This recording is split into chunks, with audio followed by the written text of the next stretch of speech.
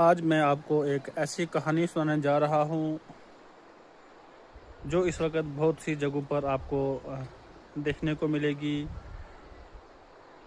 وہ کہتے ہیں نا کہ ایک شخص کا دماغ سٹھیا گیا، یعنی وہ پاگل ہو گیا، تو وہ ہمیشہ یہ کہنے لگا کہ میں گلیل بناؤں گا اور چڑیا ماروں گا۔ گھر والے اس کی اس بات سے پریشان ہوتے رہے۔ وہ جب بیٹھے کھانا کھاتے وقت، پانی پیتے وقت، جہاں بیٹھے، جہاں محفل لگی ہو، وہاں وہ ایک ہی بات دہرائے کہ میں گلیل بناؤں گا اور چڑیا ماروں گا۔ بالآخر گھر والوں نے تنگ آ کر اس کو ڈاکٹر کے پاس لے جانے کا فیصلہ کیا۔ دماغ کے ڈاکٹر کے پاس لے گئے۔ دماغ کے ڈاکٹر نے اسے جب پوچھا کیا کرے گا، تو اس نے کہا گلیل بناؤں گا اور چڑیا ماروں گا۔ ڈاکٹر نے علاج کرنے کی کوشش کی، کچھ عرصے کے بعد کہا اب آپ کیا کرو گے؟ اس نے کہا میں بچے پڑھاؤں گا۔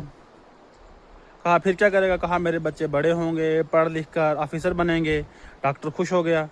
اس نے سوچا کہ یہ بچہ تو اس کو ہوش آ گیا، اس کا جو دماغی توازن بگڑ گیا تھا وہ درست ہو گیا، اب یہ ٹھیک ہو گیا ہے۔ تو اس نے کہا پھر جب بچے بڑے ہو جائیں گے تو کیا کرے گا؟ کہا ان کی شادیاں کرواؤں گا۔ کہا پھر کیا کرے گا؟ کہا ان کے بچے پیدا ہوں گے۔ اب ڈاکٹر خوش ہوتا جا رہا ہے کہ میرے علاج کی وجہ سے یہ جو شخص ہے یہ ٹھیک ہوتا جا رہا ہے۔ تو بالآخر اس نے کہا کہ جب تیرے بچوں کے بچے ہوں گے تو کیا کرے گا؟ کہا ان کے لیے میں کپڑے لاؤں گا۔ کہا پھر کیا کرے گا؟ کہا ان کے کپڑے پرانے ہوں گے، ٹوٹیں گے، پھٹیں گے۔ کہا پھر کیا کرے گا؟ کہا ان پھٹے ہوئے کپڑوں سے گلیل بناؤں گا اور چڑیا ماروں گا۔ تو اس طرح کی کچھ باتیں ہمارے کافی سارے لوگوں پر فٹ ہوتی ہیں، جو کچھ کرتے تو نہیں ہیں لیکن دوسروں پر تنقید کرنے کے لیے وہ گلیل بنانا اور چڑیا مارنا، اس سے آگے کبھی نہیں بڑھتے۔